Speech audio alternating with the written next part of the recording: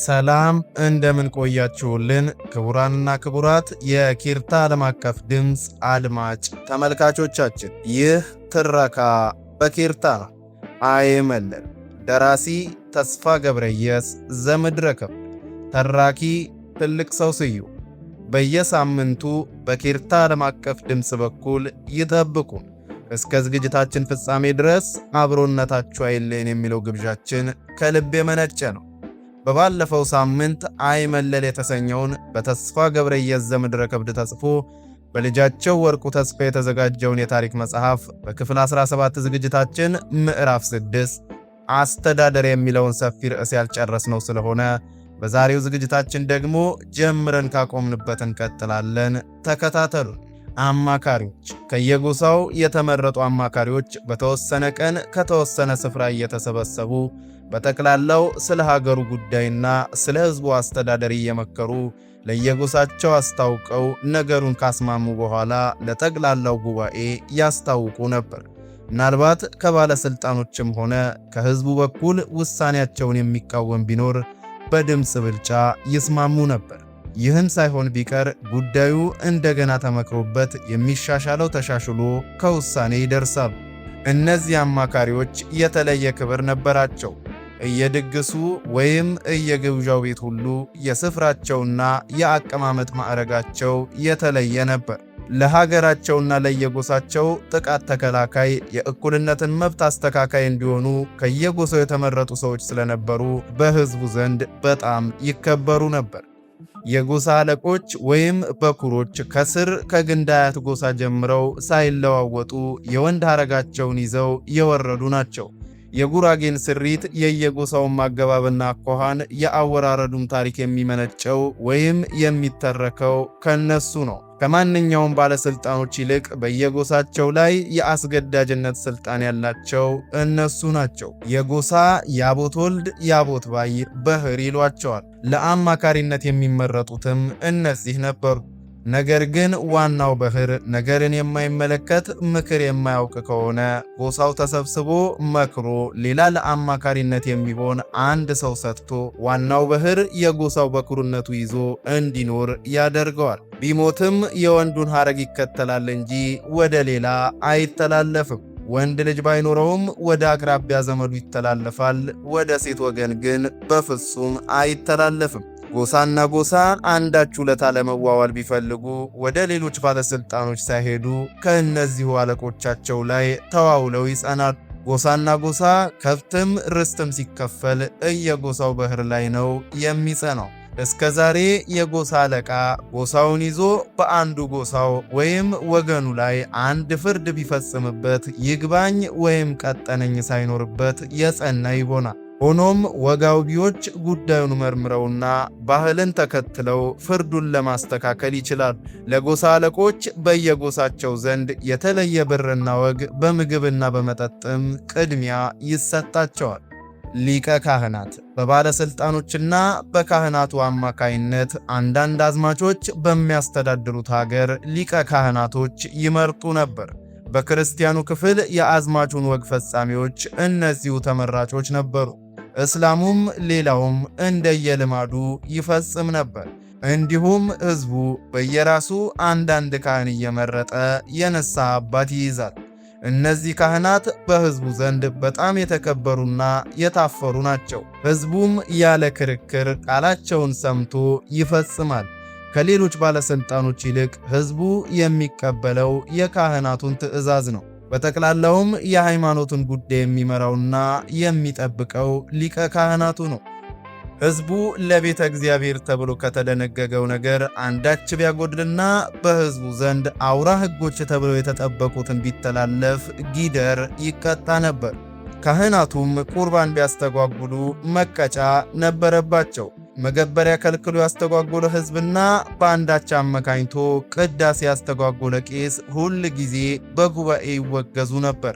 እስላሙና ክርስቲያኑ በአስተዳዳሪዎችና በአስተዳደር አካሄድ አንድ ሲሆኑ የቁርአንን ሕግ ፈራጅ ከእስላሞች ወገን ተመርጦ ቃዲ ተብሎ ይሾማል።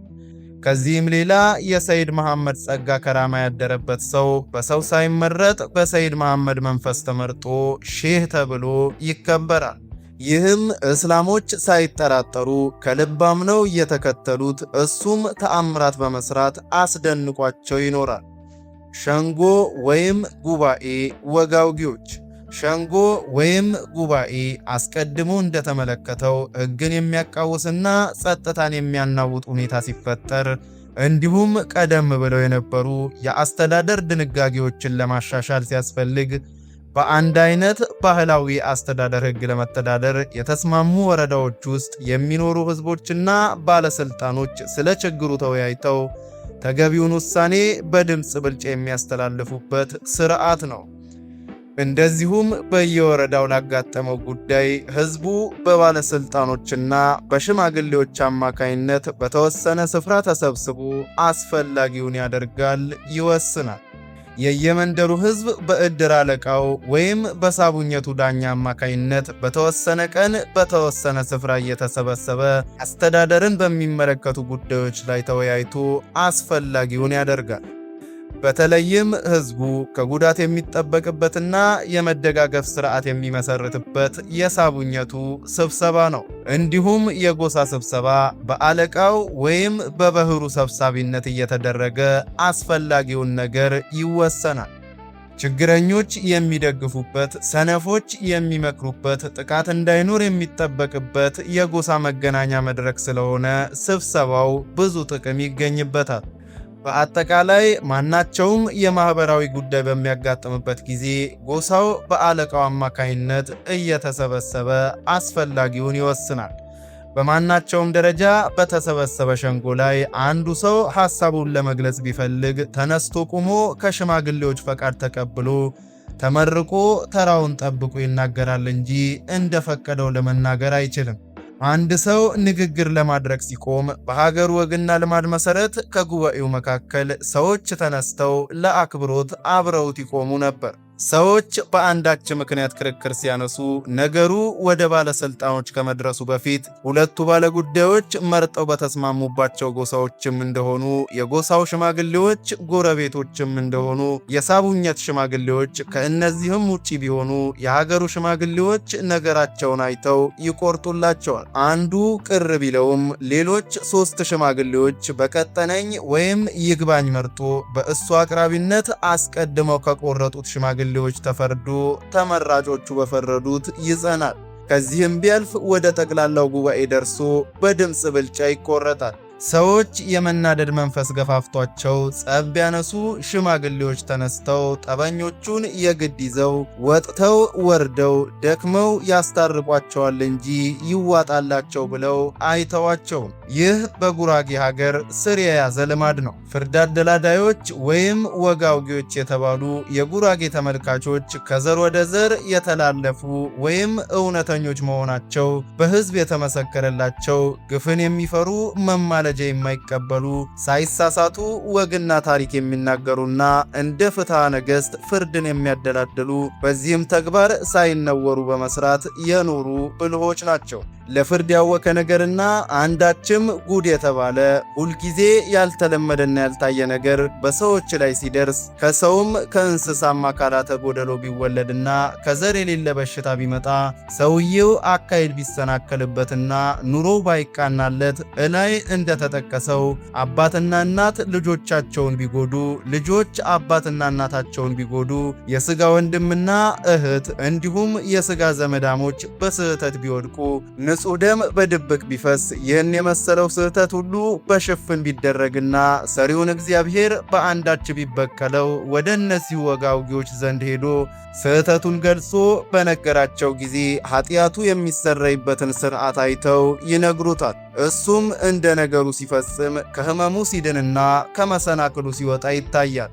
ሕዝቡ በዳኛ የጨረሰውን ፍርድ እንኳን የተሸፈነ መስሎ ቅር ቢባል ባለጋራዎቹ ተዋደው ረቺው ረትቼዋለሁ በማለት ሳይኩራራ በሽማግሌዎች አማካይነት ወደ እነዚሁ ወጋውጊዎች ዘንድ ደርሰው በእውነት ተማምነው በሚሰጣቸው ውሳኔ ይጸኑ ነበር።